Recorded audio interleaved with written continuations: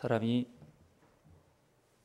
자기의 인생을 마무리할 때 이런 사람, 다가오는 사람들이 늘 돌아보면 아이고 내가 그 일을 좀 더 해볼 걸, 좀 큰 일을 할 걸, 이렇게 생각하는 사람은 거의 없답니다. 대부분 사람들은 아이고 그 사람 좀한테 잘해줄 걸, 왜 내가 그때 그 사람한테 착하게 못 굴었을까, 주로 이런 후회와 고민을 한답니다. 왜 그랬을까? 무엇을 더 많이 얻고 많이 가지고 많은 것들을 이루는 것보다도 사람이 진짜 가장 궁극적인 그 행복은 가까이 있는 사람과의 올바른 관계 가운데서 일어나는 것처럼 일어난 것다고 볼 수 있기 때문이죠. 사람들은 먼 미래의 행복을 변명으로 내세우면서 지금 현재의 가까이 있는 사람과의 관계를 소홀히 여기는 경우가 많다고 합니다. 조금만 지나고 조금 좀 펴지면 이러면서 정말 중요한 시간, 그러나 정말로 돌아보들 때 중요한 시간은 함께 있는 분들과 행복하게 보기는 그 시간, 많은 것들을 나누며 즐거운 그 시간이 그렇게 귀하다고 사람들은 생각한다는 거죠. 그러면서 우리가 한 인생을 살면서 변해야 할 것과 변해서는 안 될 것을 분별할 수 있는 지혜로움이 사람들에게 필요하다고 합니다. 여러분, 내게서 정말로 변해야 할 것이 무엇이고 변해서는 절대로 안 될 것이 무엇이 있습니까? 그럼 사람마다 다르죠. 재구실을 하는 것들은 변해서는 안 됩니다. 하지만 재구실을 못하는 것은 빨리 변해야죠. 신앙도 마찬가지입니다. 올바른 신앙을 끝까지 지킬 이유가 있어요. 변함없이. 하지만 올바르지 아니하는 신앙은 빨리 돌아와야 합니다. 잘못된 삶을 빨리 바꾸는 것은 당연한 이치인 거예요. 이걸 못 바뀌기 때문에 육신과 영적인 병들이 되게 되는 거죠. 오늘 본문은 예수님께서 예루살렘에서 하신 두 번째 비유입니다. 첫 번째 비유는 지난주에 말씀드린 이 본문 앞에 나오는 두 아들의 비유예요. 똑같이 포도원 이야기인데 아버지가 아들 두어를 불러서 큰아들에게 포도원에 가서 일 좀 해라 라고 했더니 이 큰아들이 아주 다소곳이 예 하고 말해놓고 안 가버렸어요. 둘째 아들은 아이고 나 못 가요 이런저런 핑계 대더니 뒤에 뉘우치고 다시 가서 일했습니다. 그러면서 묻습니다. 둘 중에 누가 아버지 뜻을 따랐느냐? 말로 이해하는 사람이 아니라 뉘우치고 가는 둘째 아들이라고 누구나 다 알게 대화를 합니다.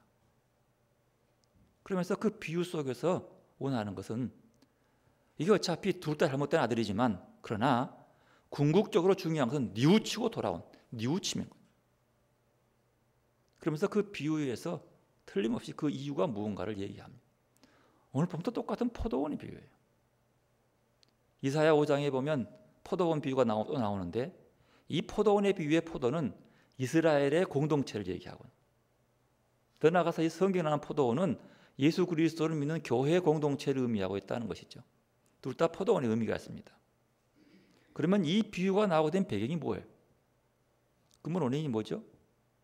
근본 원인은 21장 앞에 나오는 성전 정화 사건입니다. 예수님께서 예루살렘 성전에 입성했습니다. 그 입성은 십자가에 돌아가시기 위한 그 입성이에요. 그런데 그 성전 안을 보면서 예수님께서 판단하기를 이것은 성전이 아니라 강도의 소굴들이에요. 이것은 장사하는 이웃 남기는 곳이지 결코 성전에서 기능을 감당한 것이 아니었습니다. 예수님께서 그 장사하는 사람들을 뒤엎고 쫓아버렸습니다. 그 사건의 발단이죠. 그런데 그 사건을 속에서 이상하게도 그 장사하는 사람은 누구 하나도 예수님께 와서 항의하거나 억울함을 호소하지 아니하고 뜬금없이 그 장사꾼과 아무 상관없어 보이는 대제사장들과 백성의 장로들이 나와서 묻습니다. 무슨 권위로 네가 이런 일을 하느냐? 네 뒷배경이 누구냐? 무슨 정치적인 이유가 있길래 와가지고 이런 짓을 하느냐? 라고 하는 질문에 대한 답변이 두 아들의 비유와 오늘 본문의 비유죠.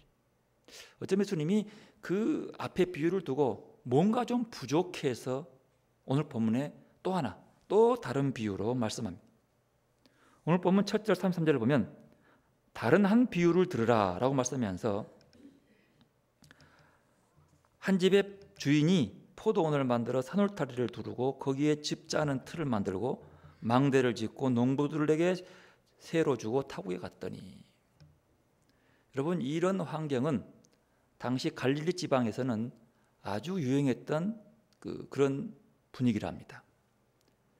이스라엘 땅은요, 예루살렘 중심으로는 이건 완전히 광야예요.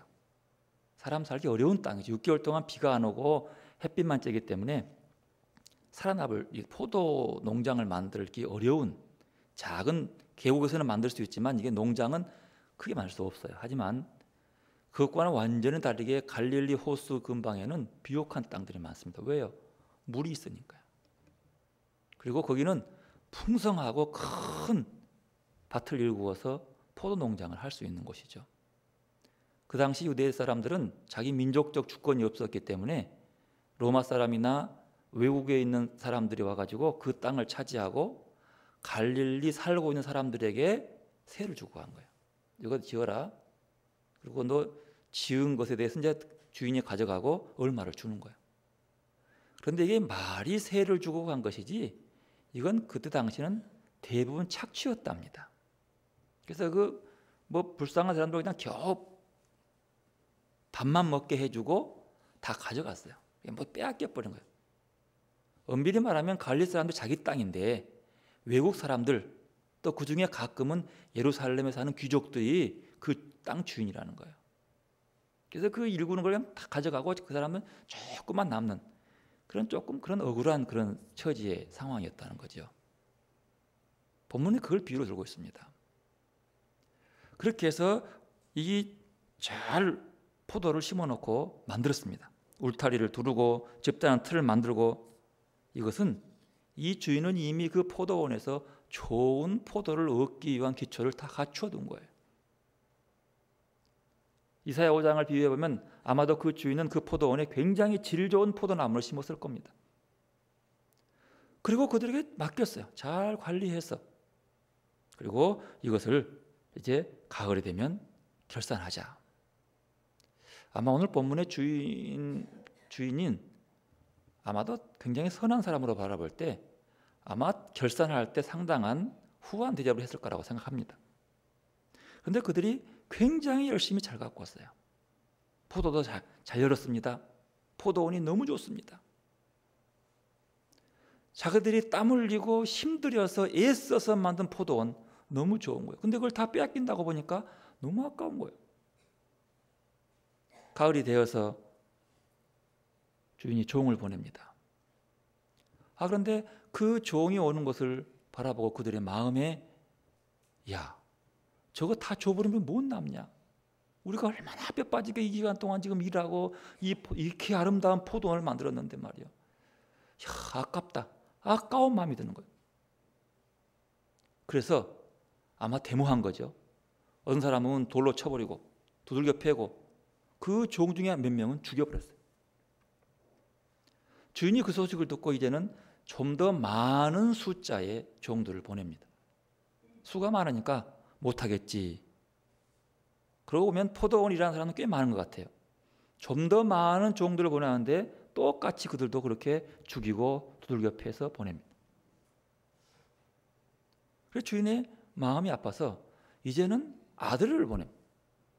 아들을 보내면 이제 그 사람들이 정신 차리고 온전하게 대하겠지, 존대하겠지라는 마음. 그런데 그들은 그 아들을 보자 더 큰 마음의 욕망이 생기는 거예요. 저 아들만 죽으면 이것은 우리 거 아니겠느냐. 우리가 피땀 흘려 갖고 놓은 건데 말이야. 그리고 아들을 포도원 밖으로 데려가서 죽여버립니다. 이것이 오늘 본문의 비유예요. 그러면서 이제 묻습니다. 자, 그러면 이 농부를 어찌할꼬? 이건 주님이 말이고 비유는 여기까지입니다. 오늘 본문을 분명히 알레고리로 해석을 할 수 있는 거죠. 이건 충분히 의미가 있는 겁니다. 오늘 본문의 주인은 하나님을 가리키는 것이고 농부들은 하나님께서 그들에게 일을 맡기신 대제사장들과 백성의 장로들과 바리새인들을 얘기하고, 지금 말하면 사내들인 회원들을 얘기하는 거예요. 아들은 예수님이고 죽임당한 종들은 선지자들이고, 포도원 밖은 예루살렘 밖이에요. 여러분 그거 아십시오? 예수님이 십자가에 죽을 때 성 밖에 죽었어요. 십자가 달렸어요. 이게 같은 연결고리가 있습니다. 이걸 알레고리 해석이라고 그래요. 그러면 다른 농부에게 달라. 이 다른 농부는 곧 다가 나올 새로운 교회를 형성한다. 이렇게 보는 거죠. 어쨌든 예수님은 오늘 본문의 비유를 통해서 우리에게 깨닫기를 원하는 것들이 있는 거죠. 자, 오늘 본문에서 뭘 깨닫기 원하는 것일까? 두 번이나 반복해서 깨닫게 할 이유가 뭘까? 여러분 오늘 본문을 잘 생각해 보면 에덴 동산을 아름답게 만들어 놓고 그곳에 아담을 세워서 에덴 동산을 다스리고 관리하라고 하는 책무를 준 것과 맥을 같이 하고 있습니다. 아름다운 에덴의 동산, 그리고 그 동산에게 아담을 주었어요. 그것을 다스리고 정복하고 그 좋은 것들을 네가 네 마음대로 해라, 네 소유로 해라, 그게 아니고 잘 관리해라, 하나님의 명령이에요. 그 말씀에 순종하는 것이 너가 에덴에서 최고의 행복과 아름다움을 얻게 될 것이다 라고 준 것이죠. 그런데 열심히 가꾸고 자기 땀이 들어가다 보니까 이것이 내 것처럼 생긴 거예요. 그래서 그 전체를 내 것으로 갖고 싶어서 내가 이만큼 고생했는데 세상에 저 가운데 있는 저 선악과 하나 못 따먹어? 그건 좀 내 땀 흘린 것에 되기 위해서 너무 대가가 작은 것처럼 보이는 거예요. 그래서 그걸 따먹은 겁니다. 그 속에 뭐가 생긴 거죠? 욕심이 생긴 거예요. 내가 흘린 땀, 수고했습니다. 저는 오늘 본문을 보면서요, 아니 이게 충분히 주인이 선한 주인이기 때문에 수고한 만큼 대가를 지불할 수 있는 분인데 왜 이 농부들은 주인이 보낸 사람들을 죽였을까? 아니 아들까지 죽였을까? 이게 첫 번째 질문이에요. 왜 그랬을까요? 근본적으로 말하면 그가 주인과 자기의 위치를 똑바로 세우지 못했기 때문입니다. 그 농부로서 자기의 위치를 몰랐기 때문이에요. 즉 자기가 세워지지 않았기 때문이에요. 자기의 세워진다고 하는 것은 자기의 자존심을 세운다는 것이 아니라 그 주인과 농부의 위치에서 자기의 위치를 아는 것이 자기가 세워지는 거예요. 알레고리적 해석으로 알아볼 때에 오늘이 이 본문에서 주인이 하나님을 바라본다면 하나님과 하나님께로서 사명을 받는, 직분을 받은 그 자리의 위치를 제대로 감당하지 못했기 때문이에요. 그 위치를 잘 몰랐기 때문에 내가 어떤 사명을 받았고 어떤 약속을 받았고 주인과 내 사이는 어떤 위치에 있는가에 대해서 그가 바라보지 못했기 때문이죠. 자기 뜻이 아니라 자기 주장이 하는 것이 아니라 정말로 이 공동체를 세워가는데 내가 어느 위치에 해야 되는가. 아마 이들은 그곳에 도취한 거예요. 열심히 하다 보니까 너무 많은 노력을 쏟아서 하다 보니까 자기가 한 것이 너무 아름답거든. 자기 흘린 땀의 결과가 너무 좋거든. 주인은 한 번도 안 와보고 이렇게 내가 땀 흘려 갖고 온 포도원을 주자니까 너무 속이 상한 거예요. 바로 그거죠. 그게 자기의 위치를 모른다고 하는 거예요. 내가 어느 자리인지를 모르는 거예요. 아담이 에덴동산에 있을 때에 그 속에서 그렇게 동산을 아름답게 가꾸고 잘 관리했는데 말이에요. 보이지 않는 하나님이 주인이라니 뭔가 모르게 좀 안 맞는 거예요. 내 흘린 땀은 뭔데? 그리고 그곳에 주인이 되고 싶은 거예요. 그것을 관리하는 최고의 책임자가 되고 싶은 거예요. 그것이 아담의 타락으로 이어집니다. 하나님과의 나와의 관계 속에서의 문제는 여기 있는 거예요. 수고 안 한 것도 아닙니다. 열심히 안 한 것도 아닙니다. 최선을 다했습니다. 온 마음 다 바치고 정성 다 바쳤습니다. 하지만 100% 자기 것이 아니다는 거예요. 이곳에 욕심이 생긴 겁니다. 자기의 위치가 어디인지, 무엇에 순종해야 되는지 모르는 거지요. 이 농부는 주인이 준 것에 열심히 하는 것 중요합니다. 그것으로 끝나야 하는 겁니다. 달란트의 비유도 마찬가지죠. 그가 얼마를 남겼느냐, 이게 중요한 것이 아니라 얼마나 열심히 했느냐, 얼마나 애를 썼느냐, 그리고 그 다음에 결과의 칭찬과 상은 주인에게 있는 거예요. 근데 이 농부들은 그 상 받고 싶은 것까지 자기가 한 것이지요. 여러분, 그렇다고 해서 이렇게 자기가 온전하게 서지 못하고 자기가 주인과의 관계가 올바르지 않으면 아무리 아름답게 포도원을 가꾸고 아무리 웅장하게 많은 결실을 맺었다 하더라도 그 포도원은 무너지는 겁니다. 주인이 그 포도원을 남한테 줬든지 훼손시킬 수밖에 없지요. 그러면 이 포도원을 교회로 보십시다. 교회 안에 있는 여러분은 모두가 농부들입니다. 왜? 하나님께서 여러분의 각자 필요한 직분을 주었기 때문에. 여러 가지의 직분으로, 여러 가지 달란트에 따라서 여러분의 직분을 주었습니다. 그 직분 속에서 사람마다 다르지만 열심인 사람도 있고 애를 쓴 사람도 있고 온 몸은 다 바쳐서 그 직분을 감당한 것도 있습니다. 하지만 그 속에서 내가 이렇게 열심히 했는데, 누구보다도 시간과 바치고 물질 바치고 힘 바치고 모든 것 바쳤는데 그 사명 다한 것 알지요. 주인도 압니다. 그러나 거기서 멈춰야 합니다. 그런데 이 교회에서 내 영향력이 얼마나 되는가? 라고 보면서 자기의 위치가 주인의 위치만큼 올라가기 원하는 순간 그 교회는 무너지게 되는 거예요. 왜? 내가 똑바로 서야지만이 공동체가 서는 겁니다. 주인과 농부와의 관계가 올바로 서야지만이 자기가 갖고 왔던 그 아름다운 포도원이 더 아름다워지는 거예요. 내가 섭니다. 그래야 남을 세울 수 있는 겁니다. 내가 똑바로 서야지 남을 세우는 거죠. 하나님 앞에서 내가 더 분명한 신앙과 분명한 믿음을 고백하고 그 삶을 살아야지만이 남을 살리고 세울 수 있는 겁니다. 이들은 근본적으로 자기가 주인과의 관계에 올바로 세워지지 못했기 때문에 남을 죽이는 거예요. 남까지 못 세우는 거지요.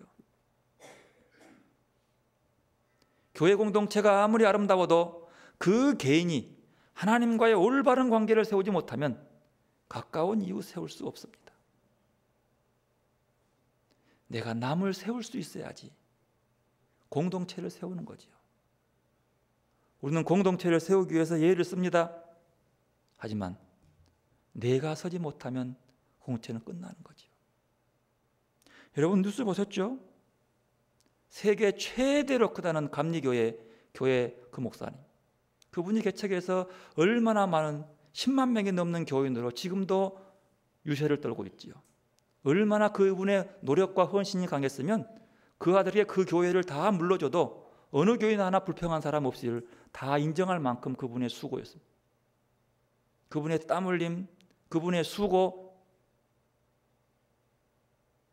그래서 그 아름다운 교회가 된 거예요. 하나님도 그에게 큰 축복을 주었습니다. 다 인정합니다. 하지만 그분을 통해서 그 교회가 무너지고 있습니다. 왜요? 하나님과 그분이 올바른 관계를 맺지 못했기 때문에. 그렇게 큰 업적을 하고 복음의 큰 일을 했지만 그분은 미국의 선교원금 몇 푼 받아서 그거 떼먹으려고 사기치고 법원에 거짓말된 자료를 내서 그 죄로 실형을 선고받은 거예요. 이것은 무슨 업적을 얼마나 키웠느냐, 세계 최대의 교회를 했느냐, 이게 중요한 게 아니고 얼마나 포도원이 크냐, 그걸 말하는 것이 아니라 하나님과의 관계에서 어떻게 그것 가져다가 잘못 써놓고 법정에까지 거짓으로 서류를 접수해서 그것으로 벌을 받는다면 하나님 앞에서는 어찌 될 거냐 말이에요. 뭐가 문제입니까? 남은 구원하고도 자기는 멸망받는 꼴이 되는 것이죠.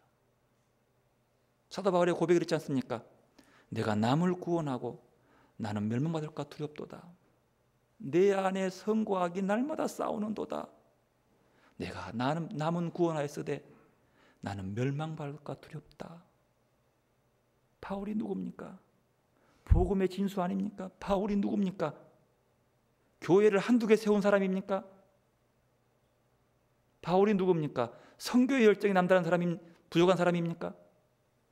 누구와 비교해도 뒤지지 않는 그분이 사도 바울입니다. 하지만 그렇게 많은 업적, 많은 공로, 많은 것들을 세워서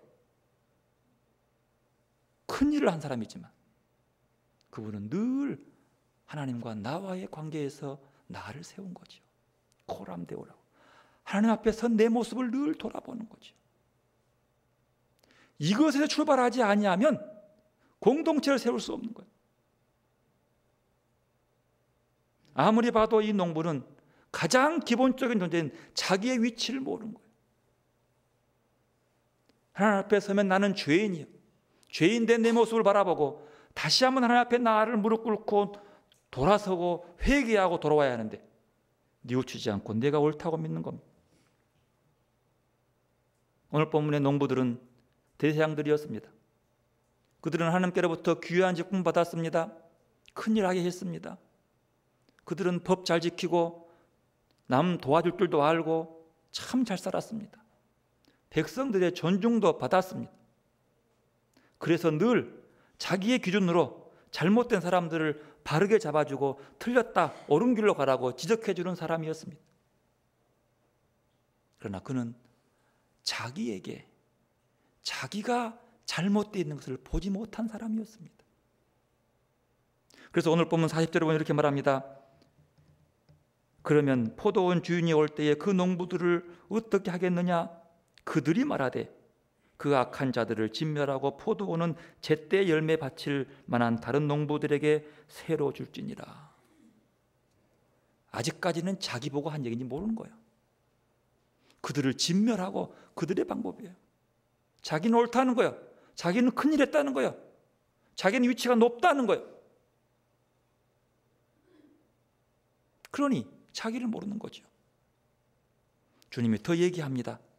45절 가면은 이에 대제사장들과 바리새인들이 예수의 비유를 듣고 자기들을 가리켜 하신 말씀인 줄 알고. 예수님의 목적은 여기까지입니다.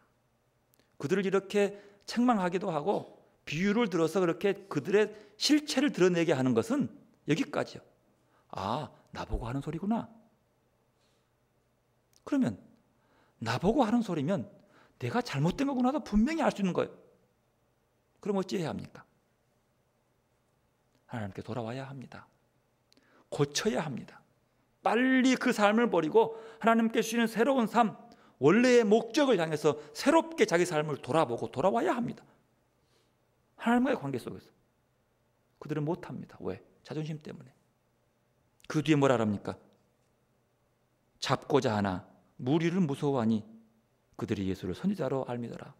백성들은 다 그들을 예수를 선지자로 아는데 그들도 알고 있는데 그들을 잡아서 죽이려고 합니다. 뭡니까? 자기의 잘못을 감추려고만 합니다. 지난주 말씀드렸습니다. 예수님이 이 비유한 초점 뭡니까? 회개입니다. 돌아오라는 거예요. 둘째 아들이 잘한 것은 뉘우쳤다는 거예요. 뉘우침으로 끝나는 것이 아니라 돌아서서 일했다고 하는 거죠. 그들도 압니다. 그들이 자기 보고 한 말인 줄 알고 뉘우쳐야 합니다. 뉘우치고 삶의 방향을 바꾸어야 합니다. 그러나 그들은 그렇게 하지 못했다고 하는 거죠. 오늘 본문에 또 하나의 질문이 있습니다. 아무리 봐도 그래도 하나님처럼 훌륭한 분이고 권위 있는 주인이고 힘 있는 왕이라고 하면 그 첫 번째 종을 보냈을 때에 그 종을 주겠다고 하는 것은 그 주인을 무시한 것이니까 그냥 그거 단번에 군대 동원해가지고 그냥 싹 쓸어버리면 끝나는 거예요. 그 포도원 가서 그냥 그 농부들 다 감옥 가둬버린다 할지 아니면 벌린다 할지 얘는 똑같이 그들 매를 때리고 돌로 쳐버리면 되는 거예요. 그만한 힘도 있는 분이. 근데 왜 또 종들을 보냈을까? 자, 두 번째는 이해합니다. 한 번 더 봐준 건 좋아요. 똑같이 하는 거예요. 주인을 무시한 겁니다. 그러면 거기까지 했으면 그것 좀 혼내버리고 그냥 벌 주면은 사람들 볼 때 이거 주인 무섭다라고 순종할 텐데 권위를 세우면 말이요. 콱 세우면 탁 무릎 꿇을 텐데 왜? 또 아들까지 보내는 것일까? 더 재밌는 건 두 번이나 반하고도 하는 말이 내 아들은 존대받으리라. 어떻게 이렇게 생각할 수 있을까? 아니 주인 좀 세상 물정 모르는 거 아니에요? 그 두 번 그렇게 경험했으면 되는 것이지 그 아들을 보내면서 이제 우리 아들이니까 존대하겠지라고 보내는 거예요. 왜 그럴까? 왜 그러실까요? 바로 여기에 본문에 또 다른 중심이 있습니다. 여기에 목적이 있는 거예요. 그 잘못한 악한 농부들을 벌주고 심판하고 맷때리고 가두고 죽이는 것이 목적이 있는 것이 아니라 비참하게 하고 부끄럽게 하는 목적이 있는 것이 아니라 그들을 기다리고 다시 돌아오게 하기 위한 기다림이에요. 이게 뭡니까? 사랑입니다. 이게 은혜입니다. 심판을 못해서가 아니라 벌을 못 주어서가 아니라 그들을 다시 한번 또 기회를 주기 위해서 끝내 그들이 돌아와서 다시 삶을 바꾸어서 뉘우치고 둘째 아들처럼 일하게 하기 위해서 제대로 주인의 말을 또 다시 한번 순종하고 그 말씀을 바로 알고 깨닫게 하기 위해서 이게 사랑이지요. 알레고리 해석으로 보면 그 주인이 하나님입니다. 하나님이 그렇게 대제사장들과 바리새인들과 사내들인 회원들을 그렇게 누가 들어도 알 만큼 무참히 비판하고 무참히 부끄럽게 한 이유는 그들을 부끄럽게 하고 비참하게 하려는 것이 아니라 돌아오게 하기 위해서요. 사랑하기 때문이에요. 예수님의 행적을 보면요. 예수님은 이방인들을 구원시키는 데에 관심보다도 유대인들 특별히 자기를 십자가에 못 박을 예를 쓰는 그 종교 지도자들을 돌아오게 하기 위해서 마지막까지 그들에게 희망을 놓치지 않았습니다. 그래서 전도의 분포도로 보면 예수님의 복음 전도는 유대인들 중심이었어요. 그들이 그렇게 악한데도 자기를 십자가에 못 박는 순간까지도 그들을 돌아오기를 바라고 그들을 사랑하려 품으려고 했던 거예요. 그거 참 신기한 거죠. 오늘 본문의 비유에 그대로 나옵니다. 이 주인의 마음, 그렇게 악한데도 불구하고 그 마음속에 그 악한 것 보지 않고 이제 이 아들은 그래도 그렇지 않겠지라고 하는 그 마음, 그 사랑. 본인도 그것이 무슨 말인 줄 알았다면 그때 돌아가면 됐을 일입니다. 하나님의 사랑, 군대 보내지 않는 사랑, 기다리는 사랑. 오늘 본문은 그것을 함께 볼 수 있습니다. 오늘 본문을 통해서 주님은 바로 이 사랑을 깨닫고 그리고 참된 주님이 맡겨준 사명을 감당하는 직분자로 회복하고 돌아오기를 기다리고 있습니다. 오늘 이 비유의 주인공을 통해서 아들까지 보내신 그 하나님을 볼 수 있어야 합니다. 패역한 농부들이 주인공이 아니라 그 농부들을 기다리고 아들까지 보내고 끝까지 아들이 죽임을 당해도 다시 돌아오기를 바라고 있는, 본래의 사명으로 회복하기를 바라고 있는 아버지의 마음이 오늘 본문의 주인공의 모습이에요. 저는 그렇게 봅니다. 등장하지 않지만 그 아버지의 마음, 그 사랑의 마음. 사랑하는 성도 여러분, 하나님이 우리를 포도원 지기로, 농부로, 일꾼으로 여러 가지의 직분으로 부르셨습니다. 일을 맡은 농부는 1년간 열심히 일을 한 후에 가을에 수확의 기쁨을 맛보며 그 기쁨이 내 기쁨뿐만 아니라 주인의 기쁨이 되도록 하는 것으로 만족해야 합니다. 그리고 그 속에서, 그 아름다움 속에서 하나님이 베푸신 우리에게 주신 축복이 무엇인가를 바라보며 맡겨진 사명을 새롭게 감당하도록 눈을 떠야 하겠습니다. 여러분에게 맡기신 귀한 직분, 귀한 사명, 바로 깨닫고 내 기분대로, 내 시간 나는 대로, 내가 좋을 대로 행하는 것이 아니라 주님이 원하시는 대로 순종하고 따르고 이루어가는 여러분들이 되시기를 바랍니다. 교회 안에서만 여러분이 직분을 주는 것이 아닙니다.